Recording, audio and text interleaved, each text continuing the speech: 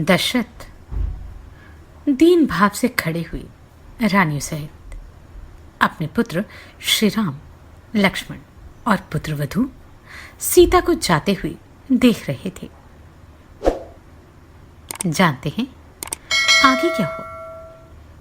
श्री वाल्मीकि निर्मित आश्रामण आदि काव्य के अयोध्या कांड में 41वां सर्ग।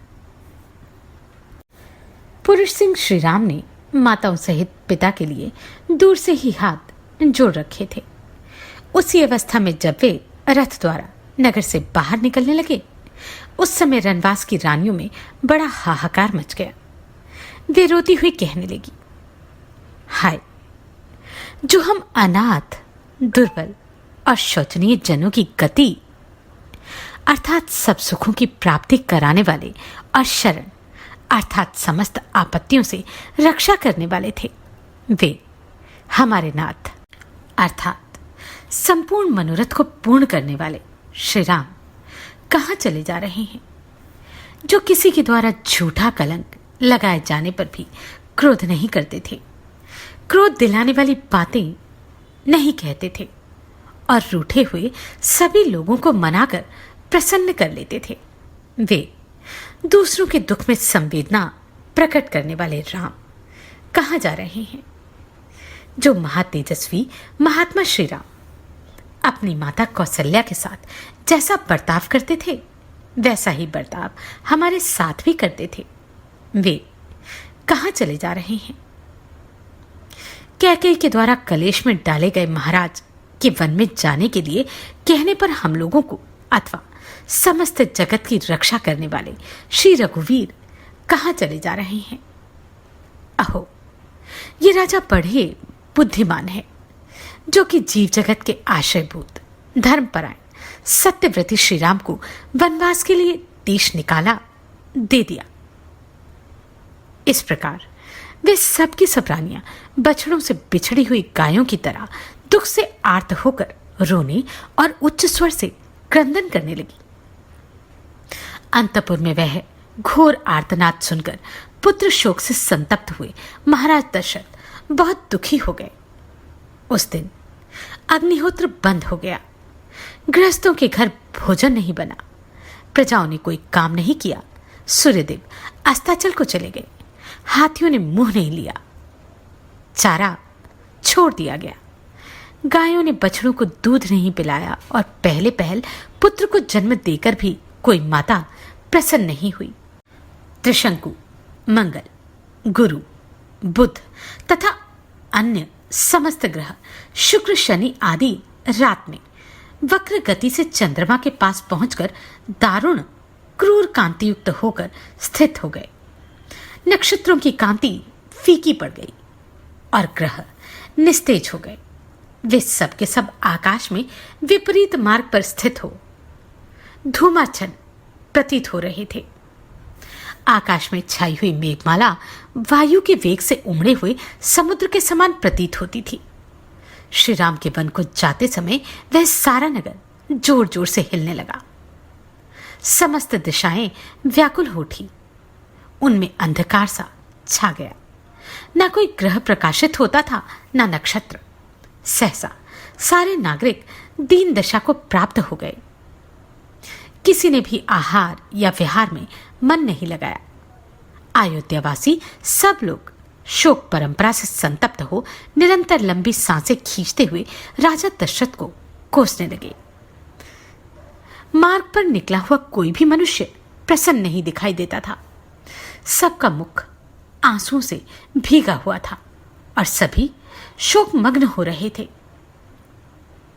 शीतल वायु नहीं चलती थी, चंद्रमा सौम्य नहीं दिखाई देता था, सूर्य भी जगत की उचित मात्रा में ताप या प्रकाश नहीं दे रहा था। सारा संसार ही व्याकुल हो उठा था। बालक माता पिता को भूल गए, पतियों को स्त्रियों की याद नहीं आती थी और भाई भाई का स्मरण नहीं करते थे। सभी सब कुछ छोड़कर केवल श्री राम का ही चिंतन करने लगे। जो श्री राम के मित्र थे, वे सब तो और भी अपनी सुध-बुध खो बैठे थे। शोक के भार से आक्रांत होने के कारण वे रात में सोए तक नहीं। इस प्रकार सारी अयोध्यापुरी श्री राम से रहित होकर भय और शोक से प्रज्वलित सी होकर उसी प्रकार घोर हलचल में पड़ गई जैसे देवराज इंद्र से रहित हुई मेरू पर्वत सहित यह पृथ्वी डगमगाने लगती है। हाथी, घोड़े और सैनिकों सहित उस नगरी में भयंकर आर्तनाद होने लगा। इस प्रकार श्री वाल्मीकि निर्मित आशामैण आदि काव्य के अयोध्या कांड में 41वां सर्ग पूर्ण हुआ। अगले अध्याय में जानते हैं कि दशरथ श्री राम के बिना किस अवस्था में थे। श्री राम के चले जाने पर अयोध्या के सभी निवासी अत्यंत दुखी थे और वह किसी न किसी रूप में दशरथ को इसका दोषी मानते थे। दशरथ तो स्वयं भी अपने आप को ही दोषी मानते थे। जानते हैं आगे क्या हुआ। श्री वाल्मीकि निर्मित आशामैण आदि काव्य के अयोध्या कांड में 42वां सर्ग। वन की ओर जाते हुए श्री राम के रथ की धूल जब तक दिखाई देती रही तब तक इक्ष्वाकु वंश के स्वामी राजा दशरथ ने उधर से अपनी आंखें नहीं हटाई। वे महाराज अपने अत्यंत धार्मिक प्रिय पुत्र को जब तक देखते रहे तब तक पुत्र को देखने के लिए उनका शरीर मानो पृथ्वी पर बढ़ रहा था। वे ऊंचे उठ उठकर उनकी ओर निहार रहे थे। जब राजा को श्रीराम के रथ की धूली भी नहीं दिखाई देने लगी तब वे अत्यंत आर्त और विषादग्रस्त हो पृथ्वी पर गिर पड़े। उस समय उन्हें सहारा देने के लिए उनकी धर्मपत्नी कौशल्या देवी दाहिनी बाह के पास आई और सुंदरी कैकेयी उनके वाम भाग में जा पहुंची। कैकेयी को देखते ही नए, विनय और धर्म से संपन्न राजा दशरथ की समस्त इंद्रियां व्यथित हो उठी और वे बोल उठे, पापपूर्ण विचार करने वाली कैकेयी, तू मेरे अंगों का स्पर्श न कर। मैं तुझे देखना नहीं चाहता। तू ना तो मेरी भार्या है और ना बांधवी, जो तेरा आश्रय लेकर जीवन निर्वाह करते हैं। मैं उनका स्वामी नहीं हूं और वे मेरी परिजन नहीं है। तूने केवल धन में आसक्त होकर धर्म का त्याग किया है, इसलिए मैं तेरा परित्याग करता हूं। मैंने जो तेरा पाणी ग्रहण किया है और तुझे साथ लेकर अग्नि की परिक्रमा की है, तेरे साथ का वह सारा संबंध इस लोक और परलोक के लिए भी त्याग देता हूं। तेरा पुत्र भरत भी यदि इस विघ्न बाधा से रहित राज्य को पाकर प्रसन्न हो तो वह मेरे लिए श्राद्ध में जो कुछ पिंड या जल आदि दान करे वह मुझे प्राप्त ना हो। तदनंतर शोक से कातर हुई कौशल्या देवी उस समय धरती पर लौटने के कारण धूल से व्याप्त हुए महाराज को उठाकर उनके साथ राजभवन की ओर लौटी। जैसे कोई जानबूझकर स्वेच्छापूर्वक ब्राह्मण की हत्या कर डाले अथवा हाथ से प्रज्वलित अग्नि का स्पर्श कर ले और ऐसा करके संतप्त होता रहे, उसी प्रकार धर्मात्मा राजा दशरथ अपने ही दिए हुए वरदान के कारण वन में गए हुए श्री राम का चिंतन करके अनुतप्त हो रहे थे।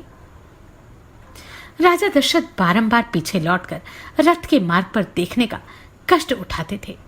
उस समय उनका रूप राहुग्रस्त सूर्य की भांति अधिक शोभा नहीं पाता था। वे अपने प्रिय पुत्र का बारंबार स्मरण करके दुख से आतुर हो विलाप करने लगे। वे बेटे को नगर की सीमा पर पहुंचा हुआ समझकर इस प्रकार कहने लगे, हाय, मेरे पुत्र को वन की ओर ले जाते हुए श्रेष्ठ वाहनों अर्थात घोड़ों के पदचिन्ह तो मार्ग में दिखाई देते हैं, परंतु उन महात्मा श्री राम का दर्शन नहीं हो रहा, जो मेरे श्रेष्ठ पुत्र श्री राम चंदन से चर्चित हो। तकियों का सहारा लेकर उत्तम शैयाओं पर सुख से सोते थे और उत्तम अलंकारों से विभूषित सुंदरी स्त्रियां जिन्हें व्यजन डुलाती थी, वे निश्चय ही आज कहीं वृक्ष की जड़ का आश्रय ले अथवा किसी काठ या पत्थर को सिर के नीचे रखकर भूमि पर ही शयन करेंगे। फिर अंगों में धूल लपेटे दीन की भांति लंबी सांसें खींचते हुए वे उस शयन भूमि से उसी प्रकार उठेंगे जैसे किसी झरने के पास से गजराज उठता है।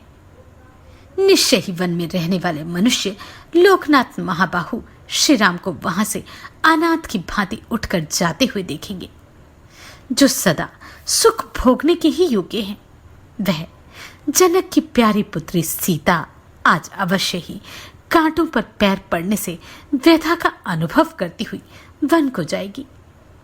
वह वन के कष्टों से अनभिज्ञ है। वहां व्याघ्र आदि हिंसक जंतुओं का गंभीर तथा रोमांचकारी गर्जन तर्जन सुनकर निश्चय ही भयभीत हो जाएगी। अरे कैकई, तू अपनी कामना सफल कर ले और विधवा होकर राज्य भोग। मैं पुरुष सिंह श्री राम के बिना जीवित नहीं रह सकता। इस प्रकार विलाप करते हुए राजा दशरथ ने मरघट से नहाकर आए हुए पुरुष की भांति मनुष्यों की भारी भीड़ से घिरकर अपने शोकपूर्ण उत्तम भवन में प्रवेश किया। उन्होंने देखा अयोध्यापुरी के प्रत्येक घर का बाहरी चबूतरा और भीतरी भाग भी सूना हो रहा है, क्योंकि उन घरों के सब लोग श्री राम के पीछे चले गए थे। बाजार हाट बंद है। जो लोग नगर में हैं, वे भी अत्यंत क्रांत, दुर्बल और दुख से आतुर हो रहे हैं तथा बड़ी बड़ी सड़कों पर भी अधिक आदमी आते जाते नहीं दिखाई देते। सारे नगर की यह अवस्था देखकर श्री राम के लिए ही चिंता और विलाप करते हुए राजा उसी तरह महल के भीतर गए जैसे सूर्य मेघों की घटा में छिप जाते हैं। श्री राम, लक्ष्मण और सीता से रहित वह राजभवन उस महान अक्षोभ्य जलाशय के समान जान पड़ता था, जिसके भीतर के नाग को गरुड़ उठा ले गए हों। उस समय विलाप करते हुए राजा दशरथ ने गदगद वाणी में द्वारपालों से यह मधुर, अस्पष्ट, दीनतायुक्त और स्वाभाविक स्वर से रहित बात कही। मुझे शीघ्र ही श्री राम माता कौशल्या के घर में पहुंचा दो, क्योंकि मेरे हृदय को और कहीं शांति नहीं मिल सकती। ऐसी बात कहते हुए राजा दशरथ को द्वारपालों ने बड़े विनय के साथ रानी कौशल्या के भवन में पहुंचाया और पलंग पर सुला दिया। वहां कौशल्या के भवन में प्रवेश करके पलंग पर आरूढ़ हो जाने पर भी राजा दशरथ का मन चंचल एवं मलिन ही रहा। दोनों पुत्र और पुत्रवधू सीता से रहित वह भवन राजा को चंद्रहीन आकाश की भांति श्रीहीन दिखाई देने लगा। उसे देखकर पराक्रमी महाराज ने एक बांह ऊपर उठाकर उच्च स्वर से विलाप करते हुए कहा, हा राम, तुम हम दोनों माता पिता को त्याग दे रहे हो, जो नरश्रेष्ठ 14 वर्षों की अवधि तक जीवित रहेंगे और अयोध्या में पुनः लौटे हुए श्री राम को हृदय से लगा लेंगे। वे ही वास्तव में सुखी होंगे।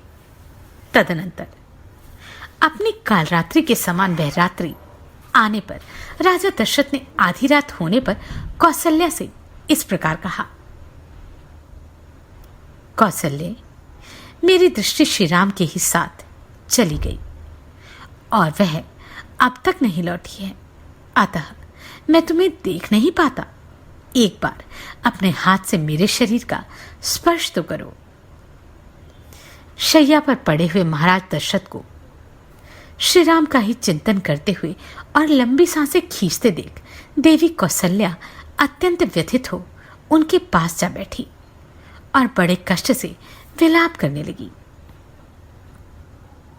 इस प्रकार श्री वाल्मीकि निर्मित आर्ष रामायण आदि काव्य के अयोध्या कांड में 42वां सर्ग पूरा हुआ।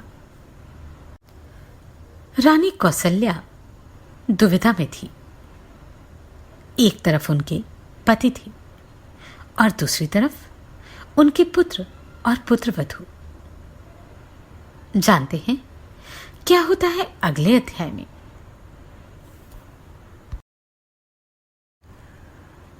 राजा दशरथ ने कैकेयी का त्याग कर दिया।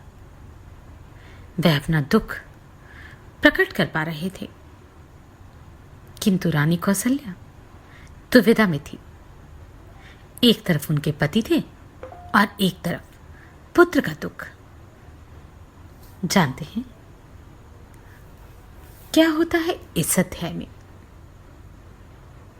श्री वाल्मीकि निर्मित आशामयण आदि काव्य के अयोध्या कांड में 43वां सर्ग। शैया पर पड़े हुए राजा को पुत्र शोक से व्याकुल देखकर पुत्र के ही शोक से पीड़ित हुई कौशल्या ने उन महाराज से कहा, नरश्रेष्ठ, श्री राम पर अपना विष उड़ेलकर टेढ़ी चाल से चलने वाली कैकेयी केंचुल छोड़कर नूतन शरीर से प्रकट हुई सर्पणी की भांति अब स्वच्छंद विचरेगी। जैसे घर में रहने वाला दुष्ट सर्प बारंबार भय देता रहता है, उसी प्रकार श्री रामचंद्र को वनवास देकर सफल मनोरथ हुई सुभागा कैकेयी सदा सावधान होकर मुझे त्रास देती रहेगी। यदि श्री राम इस नगर में भिक्षा मांगते हुए भी घर में रहते अथवा मेरे पुत्र को कैकेयी का दास भी बना दिया होता, तो वैसा वरदान मुझे भी अभिष्ट होता, क्योंकि इस दशा में मुझे भी श्री राम का दर्शन होता रहता। श्री राम के वनवास का वरदान तो कैकेयी ने मुझे दुख देने के लिए ही मांगा है। कैकेयी ने अपनी इच्छा के अनुसार श्री राम को उनके स्थान से भ्रष्ट करके वैसा ही किया, जैसे किसी अग्निहोत्री ने पर्व के दिन देवताओं को उनके भाग से वंचित करके राक्षसों को वह भाग अर्पित कर दिया हो। गजराज के समान मंद गति से चलने वाले वीर महाबाहु धनुर्धर श्री राम निश्चय ही अपनी पत्नी और लक्ष्मण के साथ वन में प्रवेश कर गए होंगे। महाराज, जिन्होंने जीवन में कभी दुख नहीं देखे थे, उन श्री राम, लक्ष्मण और सीता को आपने कैकेयी की बातों में आकर वन में भेज दिया। अब उनके वनवास के कष्ट भोगने के सिवा और क्या अवस्था होगी? रत्न तुल्य उत्तम वस्तु से वंचित वे तीनों तरुण सुखरूप फल भोगने के समय घर से निकाल दिए गए। अब वे फल मूल का भोजन करके कैसे रह सकेंगे? क्या मेरे शोक को नष्ट करने वाला वह शुभ समय आएगा जब मैं सीता और लक्ष्मण के साथ वन से लौटे हुए श्री राम को देखूंगी? कब वह शुभ अवसर प्राप्त होगा जबकि वीर श्री राम और लक्ष्मण वन से लौट आए? यह सुनते ही यशस्विनी अयोध्यापुरी के सब लोग हर्ष से उल्लासित हो उठेंगे और हर घर फहराए गए ऊंचे ऊंचे ध्वज समूह पुरों की शोभा बढ़ाने लगेंगे। नरश्रेष्ठ श्री राम और लक्ष्मण को पुनः वन से आया हुआ देखकर यह अयोध्यापुरी पूर्णिमा के उमड़ते हुए समुद्र की भांति कब हर्षोल्लास से परिपूर्ण होगी। जैसे नंदी गाय को आगे करके चलता है, उसी प्रकार वीर महाबाहु श्री राम रथ में सीता को आगे करके कब अयोध्यापुरी में प्रवेश करेंगे। कब यहाँ के सहस्त्रों मनुष्य पुरी में प्रवेश करते और राजमार्ग पर चलते हुए मेरे दोनों शत्रुदमन पुत्रों पर लावा अर्थात खील की वर्षा करेंगे।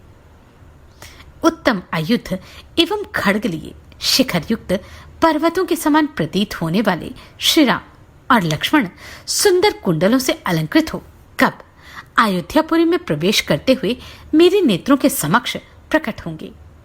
कब ब्राह्मणों की कन्याएं हर्षपूर्वक फूल और फल अर्पण करती हुई अयोध्यापुरी की परिक्रमा करेंगी। कब ज्ञान में बढ़े चढ़े और अवस्था में देवताओं के समान तेजस्वी धर्मात्मा श्री राम उत्तम वर्षा की भांति जन समुदाय का लालन करते हुए यहां पधारेंगे। वीर, इसमें संदेह नहीं कि पूर्व जन्म में मुझ नीच आचार विचार वाली नारी ने बछड़ों के दूध पीने के लिए उद्यत होते ही उनकी माताओं के स्तन काट दिए होंगे। पुरुष सिंह, जैसे किसी सिंह ने छोटे से बछड़े वाली वत्सला गौ को बलपूर्वक बछड़े से हीन कर दिया हो, उसी प्रकार कैकेयी ने मुझे बलात् अपने बेटे से विलग कर दिया।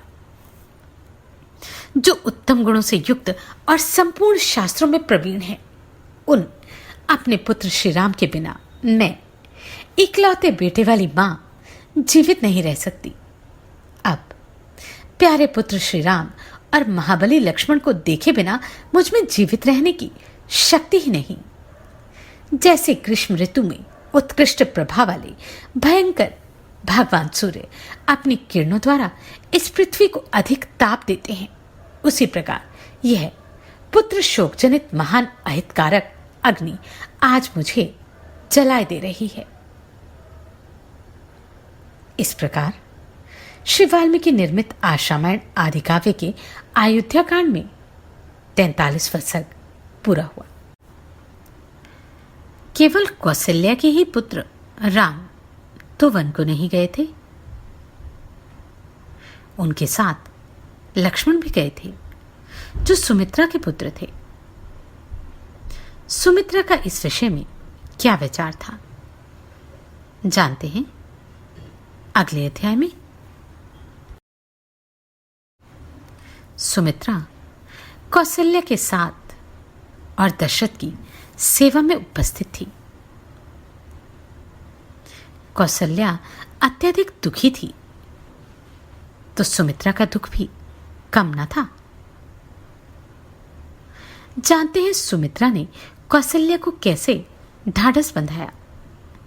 इस अध्याय में श्री वाल्मीकि निर्मित आशारामायण आदि काव्य के अयोध्या कांड में 44वां सर्ग। नारियों में श्रेष्ठ कौशल्या को इस प्रकार विलाप करती देखकर धर्मपरायणा सुमित्रा ने यह धर्मयुक्त बात बोली, आर्य, तुम्हारे पुत्र श्री राम उत्तम गुणों से युक्त और पुरुषों में श्रेष्ठ हैं। उनके लिए इस प्रकार विलाप करना और दीनतापूर्वक रोना व्यर्थ है। इस तरह रोने धोने से क्या लाभ। बहन, जो राज्य छोड़कर अपने महात्मा पिता को भली भांति सत्यवादी बनाने के लिए वन में चले गए, वे तुम्हारे महाबली श्रेष्ठ पुत्र श्री राम उस उत्तम धर्म में स्थित हैं, जिसका सत्पुरुषों ने सर्वदा और सम्यक प्रकार से पालन किया है, तथा जो परलोक के भी सुखमय फल प्रदान करने वाला है। ऐसे धर्मात्मा के लिए कदापि शोक नहीं करना चाहिए। निष्पाप लक्ष्मण समस्त प्राणियों के प्रति दयालु हैं। वे सदा श्री राम के प्रति उत्तम बर्ताव करते हैं। अतः उन महात्मा लक्ष्मण के लिए यह लाभ की ही बात है। विदेह नंदिनी सीता भी, जो सुख भोगने के ही योग्य है, वनवास के दुखों को भली भांति सोच समझकर ही तुम्हारे धर्मात्मा पुत्र का अनुसरण करती हैं, जो प्रभु संसार में अपनी कीर्तिमय पताका फहरा रहे हैं और सदा सत्यव्रत के पालन में तत्पर रहते हैं। उन धर्म स्वरूप तुम्हारे पुत्र श्री राम को कौन सा श्रेय प्राप्त नहीं हुआ। श्री राम की पवित्रता और उत्तम महात्म्य को जानकर निश्चय ही सूर्य अपनी किरणों द्वारा उनके शरीर को संतप्त नहीं कर सकते।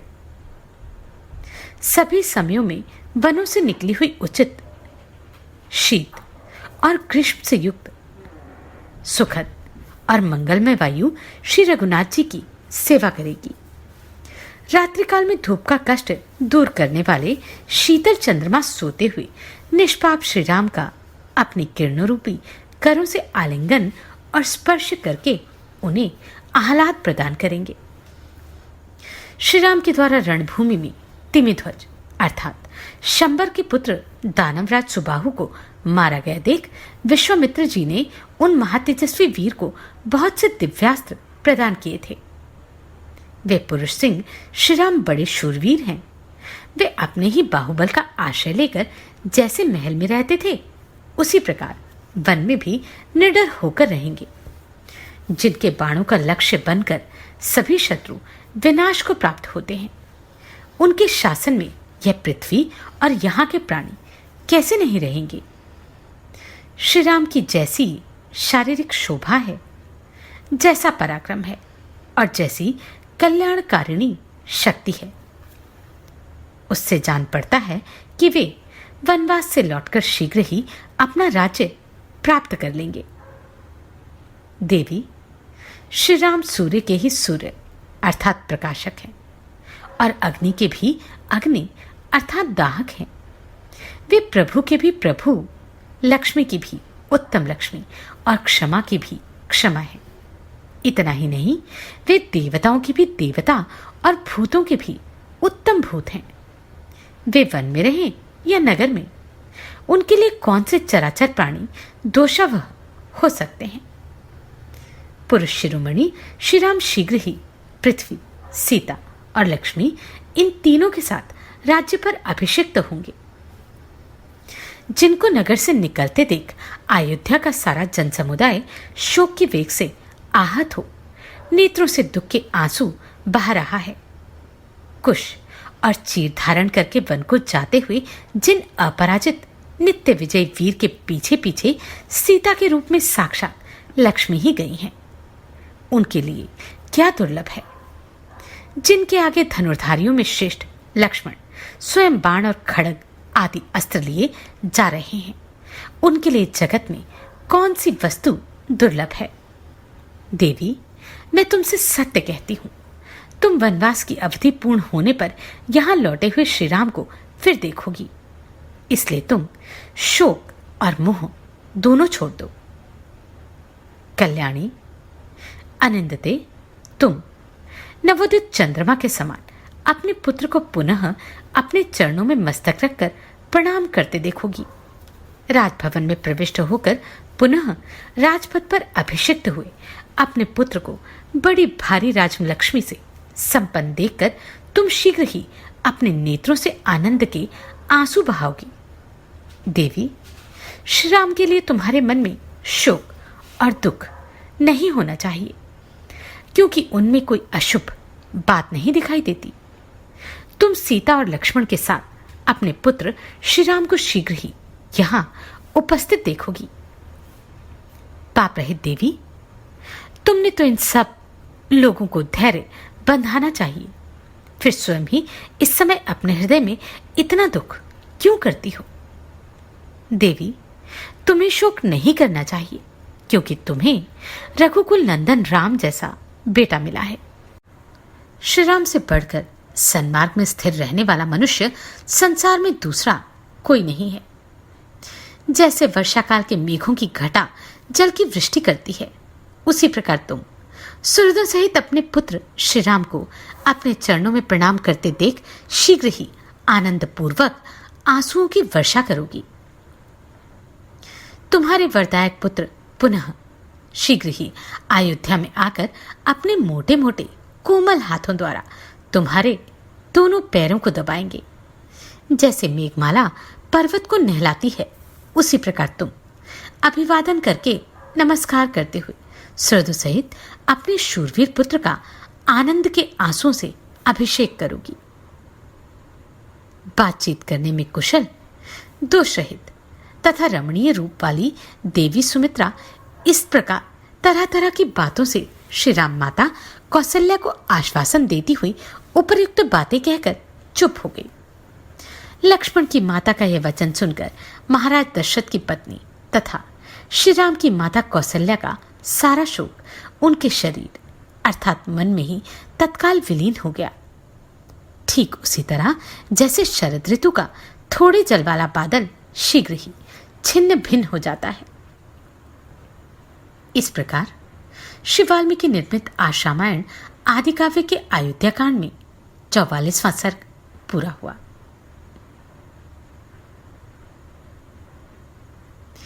जानते हैं महाराज दशरथ एवं अन्य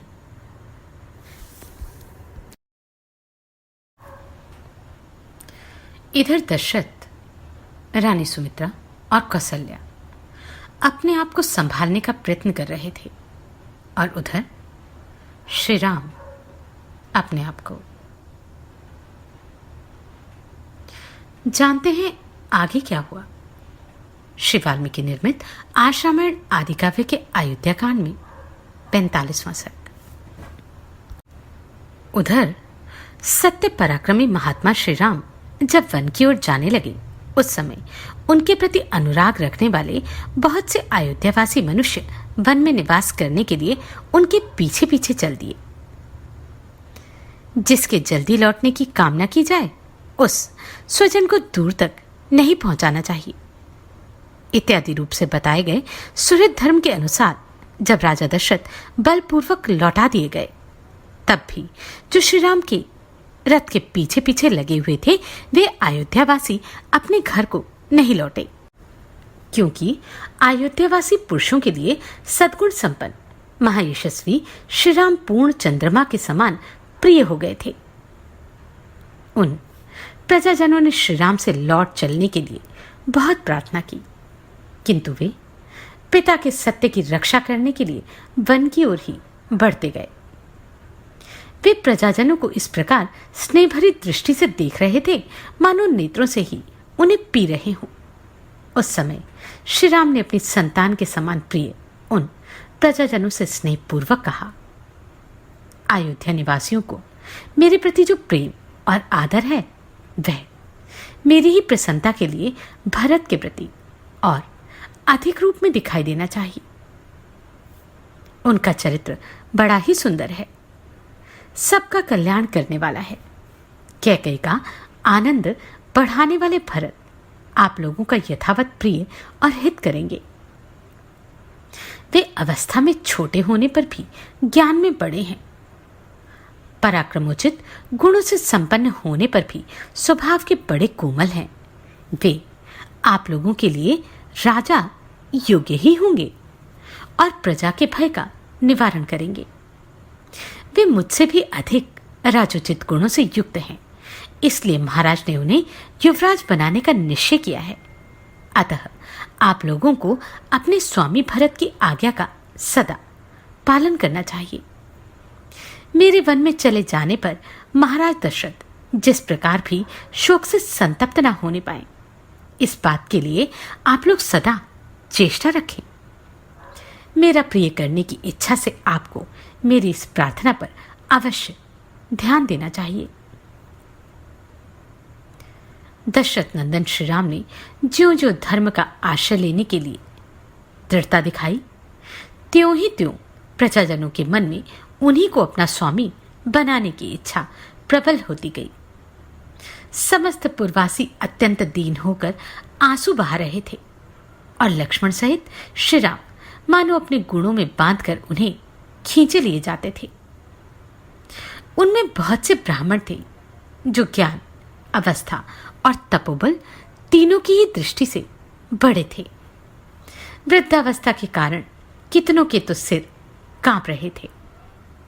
वे दूर से ही इस प्रकार बोले,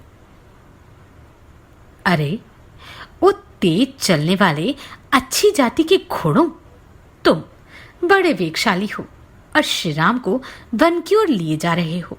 लौटो, अपने स्वामी के हितैषी बनो। तुम्हें वन में नहीं जाना चाहिए। यूं तो सभी प्राणियों के कान होते हैं, परंतु घोड़ों के कान बड़े होते हैं। अतः तुम्हें हमारी याचना का ज्ञान हो ही गया होगा, इसलिए घर की ओर लौट चलो। तुम्हारे स्वामी श्री राम विशुद्ध आत्मा हैं, वीर हैं और उत्तम व्रत का दृढ़ता से पालन करने वाले हैं। अतः तुम्हें इनका उपवहन करना चाहिए। इन्हें बाहर से नगर के समीप ले चलना चाहिए। इनका अपवहन करना, इन्हें ले जाना तुम्हारे लिए कदापि उचित नहीं है। वृद्ध ब्राह्मणों को इस प्रकार आर्तभाव से प्रलाप करते देखकर श्री रामचंद्र जी सहसा रथ से नीचे उतर गए। वे सीता और लक्ष्मण के साथ पैदल ही चलने लगे। ब्राह्मणों का साथ न छूटे, इसके लिए वे अपना पैर बहुत निकट रखते थे, लंबे डग से नहीं चलते थे। वन में पहुंचना ही उनकी यात्रा का परम लक्ष्य था। श्री रामचंद्र जी के चरित्र में वात्सल्य गुण की प्रधानता थी। उनकी दृष्टि में दया भरी हुई थी, इसलिए वे रथ के द्वारा चलकर उन पैदल चलने वाले ब्राह्मणों को पीछे छोड़ने का साहस न कर सके। श्री राम को अब भी वन की ओर जाते देख वे ब्राह्मण मन ही मन घबरा उठे और अत्यंत संतप्त होकर उनसे इस प्रकार बोले, रघुनंदन, तुम ब्राह्मणों के हितैषी हो, इसी से यह सारा ब्राह्मण समाज तुम्हारे पीछे पीछे चल रहा है। इन ब्राह्मणों के कंधों पर चढ़कर अग्निदेव भी तुम्हारा अनुसरण कर रहे हैं। वर्षा बीतने पर शरद ऋतु में दिखाई देने वाले श्वेत बादलों के समान हमारे इन श्वेत छत्रों की ओर देखो, जो तुम्हारे पीछे पीछे चल रहे हैं। ये हमें वाजपेयी यज्ञ में प्राप्त हुए हैं। तुम्हें राजकीय श्वेत छत्र नहीं प्राप्त हुआ, अतएव तुम सूर्यदेव की किरणों से संतप्त हो रहे हो। इस अवस्था में हम वाजपेयी यज्ञ में प्राप्त हुए इन अपने छत्रों द्वारा तुम्हारे लिए छाया करेंगे। वत्स, हमारी जो बुद्धि सदा वेद मंत्रों के पीछे चलती है, उन्हीं के चिंतन में लगी रहती है, वही तुम्हारे लिए वनवास का अनुसरण करने वाली हो गई है। जो हमारे परम धन वेद हैं, वे हमारे हृदयों में स्थित हैं। हमारी स्त्रियां अपने चरित्र बल से सुरक्षित रहकर घरों में ही रहेंगी। अब हमें अपने कर्तव्य के विषय में पुनः कुछ निश्चय करना है। हमने तुम्हारे साथ जाने का विचार स्थिर कर लिया है, तो भी हमें इतना अवश्य कहना है कि जब तुम ही ब्राह्मणों की आज्ञा के पालन रूपी धर्म की ओर से निरपेक्ष हो जाओगे, तब दूसरा कौन प्राणी धर्म मार्ग पर स्थित रह सकता है। सदाचार का पोषण करने वाले श्री राम हमारे सिर के बाल पककर हंस के समान सफेद हो गए हैं और पृथ्वी पर पड़कर साष्टांग प्रणाम करने से इनमें धूल भर गई है। हम अपने ऐसे मस्तकों को झुकाकर तुमसे याचना करते हैं कि तुम घर को लौट चलो। वे तत्वज्ञ ब्राह्मण यह जानते थे कि श्री राम साक्षात भगवान विष्णु हैं, इसलिए उनका श्री राम के प्रति प्रणाम करना दोष की बात नहीं। इतने पर भी जब श्री राम नहीं रुके, तब वे ब्राह्मण पुनः बोले, वत्स, जो लोग यहां आए हैं, इनमें बहुत से ऐसे ब्राह्मण हैं जिन्होंने यज्ञ आरंभ किए हैं। अब इनके यज्ञों की समाप्ति तुम्हारे लौटने पर ही निर्भर है। संसार के स्थावर और जगम सभी प्राणी तुम्हारे प्रति भक्ति रखते हैं। वे सब तुमसे लौट चलने की प्रार्थना कर रहे हैं। अपने उन भक्तों पर तुम अपना स्नेह दिखाओ। ये वृक्ष अपनी जड़ों के कारण अत्यंत वेगहीन है, इसी से तुम्हारे पीछे नहीं चल सकते, परंतु वायु के वेग से इनमें जो सनसनाहट पैदा होती है, उनके द्वारा ये वृक्ष मानो तुम्हें पुकार रहे हैं, तुमसे लौट चलने की प्रार्थना कर रहे हैं। जो सब प्रकार की चेष्टा छोड़ चुके हैं, चारा चुगने के लिए भी कहीं उड़कर नहीं जाते और निश्चित रूप से वृक्ष के एक स्थान पर ही पड़े रहते हैं, वे वृक्ष भी तुमसे लौट चलने के लिए प्रार्थना कर रहे हैं, क्योंकि तुम समस्त प्राणियों पर कृपा करने वाले हो। इस प्रकार श्री राम से लौटने के लिए पुकार मचाते हुए उन ब्राह्मणों पर मानो कृपा करने के लिए मार्ग में तमसा नदी दिखाई दी, जो अपने तिर्यक प्रवाह अर्थात तिरछी धारा से श्री रघुनाथ जी को रोकती हुई सी प्रतीत होती थी। वहां पहुंचने पर सुमंत्र ने भी थके हुए घोड़ों को शीघ्र ही रथ से खोलकर उन सबको टहलाया, फिर पानी पिलाया और नहलाया। तत्पश्चात तमसा के निकट ही चरने के लिए छोड़ दिया। इस प्रकार श्री वाल्मीकि निर्मित आज रामायण आदि काव्य के अयोध्या कांड में 45वां सर्ग पूरा हुआ। आप सभी को कोटि कोटि साधुवाद। आपने इन वीडियोस को इतना प्रेम दिया,